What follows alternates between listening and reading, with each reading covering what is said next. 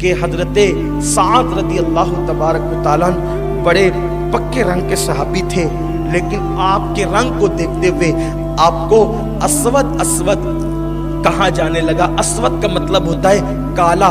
حجر اسود کو حجر اسود اس لیے کہتے ہیں کہ وہ کالے رنگ کا پتھر ہے، اسود کا مطلب کالا ہوتا ہے۔ تو حضرت اسود کو سب اسود کہہ کے پکارتے تھے، کالا کالا کہہ کے پکارتے تھے، لیکن حضرت اسود کا حال کیا تھا؟ اسود کا جسم بہت چوڑا تھا اور حضرت اسود کے ہونٹ موٹے موٹے تھے، حضرت اسود کے دانت بڑے بڑے تھے، اور وہ حبشی نسل تھے اور انتہائی پکا رنگ۔ اور آپ جانتے ہیں کہ اگر کبھی کوئی بندہ ایسے انداز کا ہو تو پھر لوگ اس سے مذاق کرتے ہیں، ہنسی کرتے ہیں، ہنسی مذاق لوگ اس سے کرتے ہیں۔ اللہ اللہ، میرے نبی کی شان کیا تھی کہ حضور علیہ الصلوۃ والتسلیم اپنے غلاموں سے بھی اپنی شان کے مطابق کبھی مذاق فرما لیا کرتے تھے۔ ان کی مذاق ہماری طرح نہیں ہوتی تھی، ان کی مذاق ان کی شان کے مطابق ہوتی تھی۔ آقا کریم کا مذاق بھی ایسا ہوتا تھا کہ کئی لوگوں کو ہدایت کے راستے مل جایا کرتے تھے۔ میرے آقا صلی اللہ علیہ وسلم کو اسود سے بڑا پیار تھا اور اسود کو حضور سے بڑا پیار تھا۔ میں نے کہا نا کہ کبھی کبھی اصل میں بات یہ ہے، جن میں بہت زیادہ خوبیاں ہوتی ہے وہ اپنی خوبیوں پہ اتراتے ہیں، لیکن جن میں زیادہ خوبیاں نہیں ہوتی تو وہ سوچتے ہیں میں تو ہوں کسی قابل نہیں، ہوں کسی کام کا نہیں، چلو کم از کم وفا ہی کے ذریعے سے جو ہے میں لوگوں کا اعتماد حاصل کر لوں۔ تو میرے پیارے آقا صلی اللہ علیہ وسلم کے پیارے دیوانوں، وہ خوبیاں اپنے اندر پیدا کرنے کی کوشش کرتے ہیں جن کے اندر ظاہری بناوٹ بظاہر اچھی نہیں ہوتی۔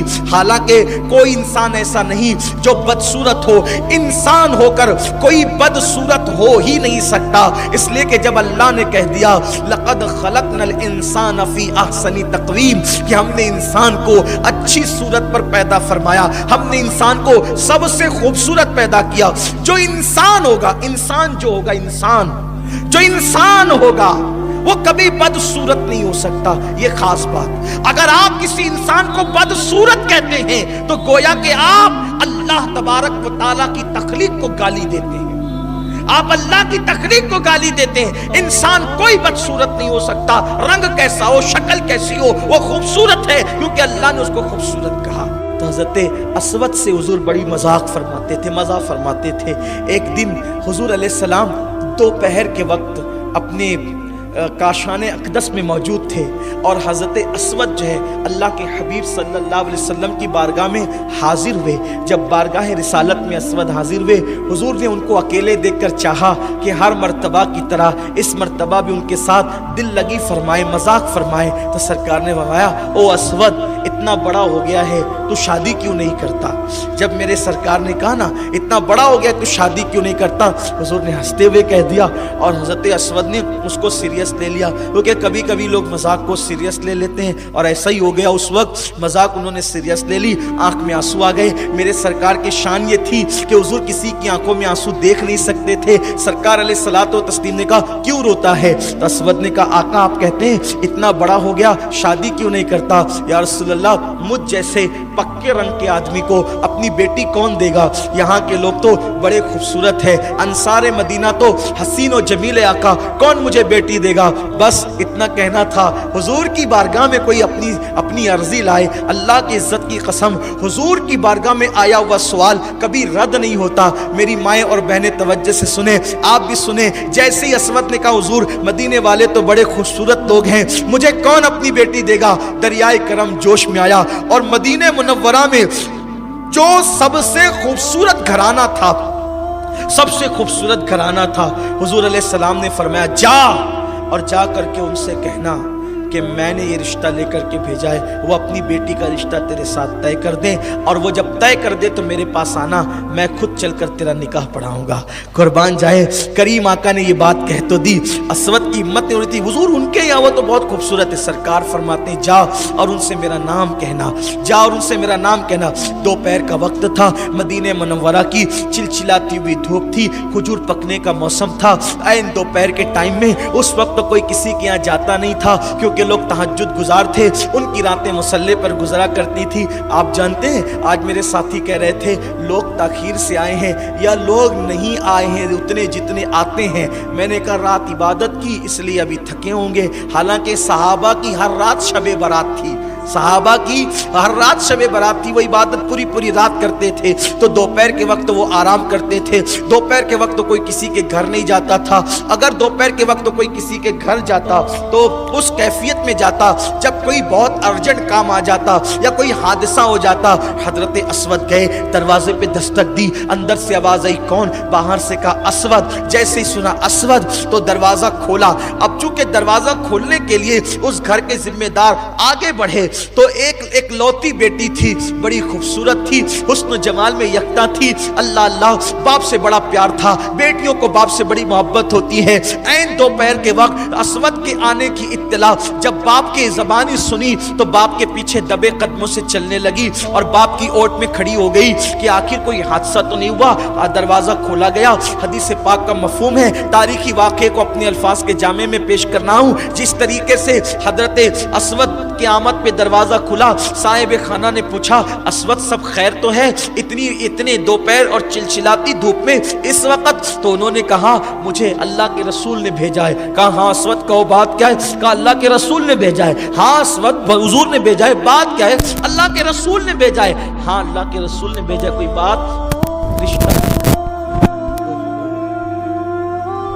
دوپہر کی چلچلاتی دھوپ میں 3 مرتبہ کا اللہ کے رسول نے بھیجا ہے، کس لیے؟ رشتہ لے کر۔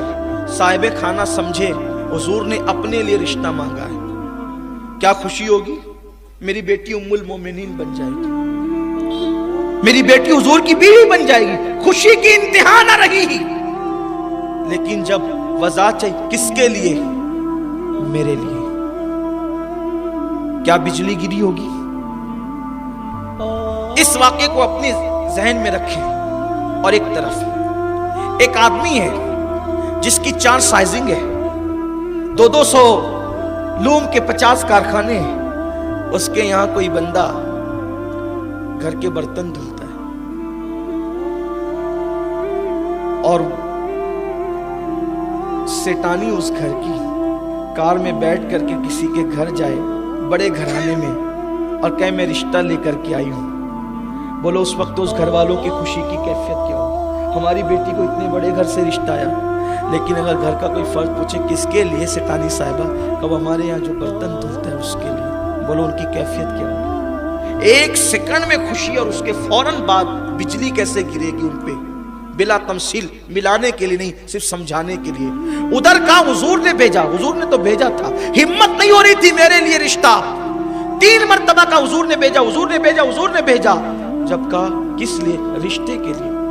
انہوں نے سوچا رشتہ حضور ہی کے لیے، خوش ہو گئے۔ لیکن جب وضاحت کس کے لیے، گمان بھی نہیں تھا، ایک حبشی آزاد کردہ غلام کے لیے حضور علیہ السلام رشتہ مانگیں گے؟ اسود تمہارے لیے؟ ہاں میرے لیے۔ حضور نے کہا تمہارے لیے؟ ہاں میرے لیے۔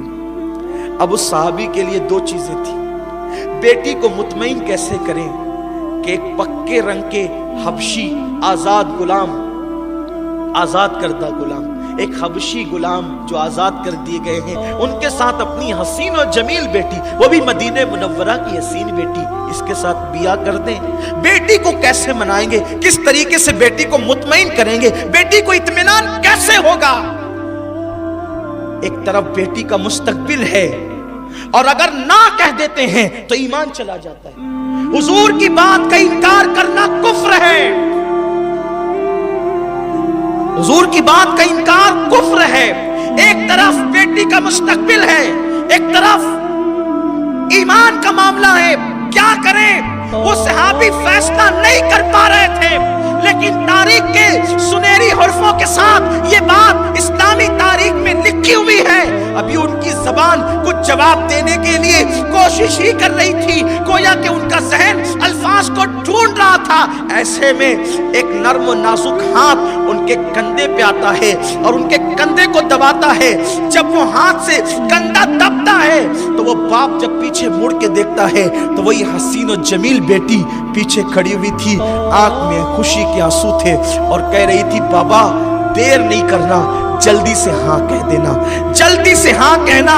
आने वाले अस्वद को मत देखो, भेजने वाले रसूलुल्लाह को देखो। आपकी बेटी कितनी खुश नसीब है। किसी का रिश्ता बाप भाई पे कौन कौन तय करता है, लेकिन आपकी बेटी का रिश्ता हबीब खुदा ने तय कर दिया है। आप जल्दी से हाँ कर दे, कुर्बान जाए, रंग न देखें आने वाले अस्वद को नहीं, भेजने वाले महबूब खुदा को देखें। ये फिक्र थी। और फिर आगे जो हुआ वो तो बड़ा दर्दनाक और हैरत अंगेज मंजर है कि अस्वद को जब उन्होंने हाँ कर दिया, दौड़े दौड़े अस्वद खुशी से फूले नहीं समा रहे थे। हुजूर उन्होंने हाँ कर दिया। हुजूर के चटाई पर कुछ रकम रखी थी, मुट्ठी भर के उठाई, अस्वद की गोद में डाला, जा कपड़े खरीद और निकाह का इंतजाम कर ताकि तेरा निकाह हो। इधर झोली में पैसे पड़े और वो गए, उधर गए, किसी ने आके इत्तला दी, या रसूल अल्लाह ओहद के मैदान के अंदर तो दुश्मन आकर के जमा हो चुके हैं और जंग मुसल्लत कर दी है, तैयारी करना है। सरकार ने कहा जाओ ऐलान कर दो। दोपहर से लेकर सुबह फजर तक ऐलान होता रहा। उसी दोपहर के वक्त ऐलान करने वाला निकला, ऐलान करते करते बाजार में गया।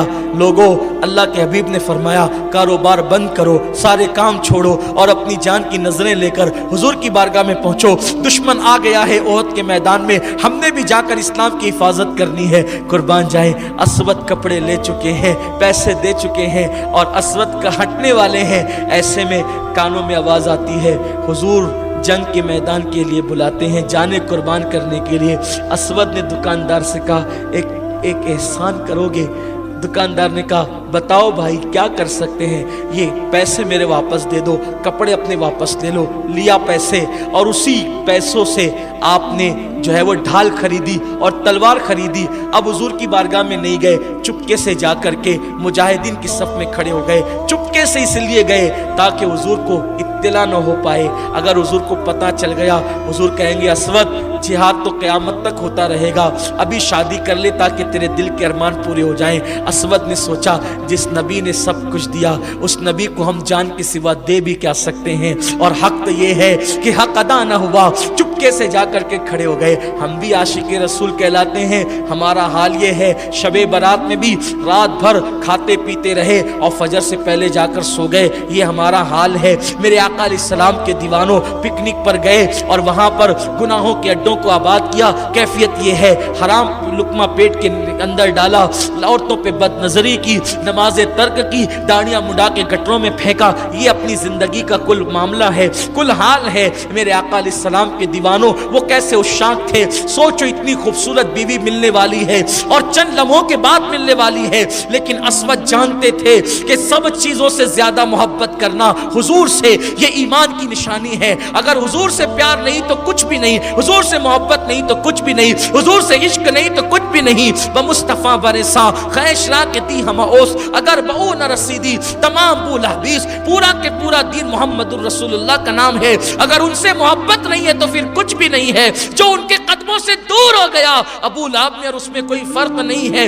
अस्वद खड़े हो गए। उसके बाद सुबह को काफिला चला मैदान जंग के अंदर, तलवारें तलवारों से टकराई और उहद की जंग की दास्तान आप उससे पहले कई मर्तबा सुन चुके हैं।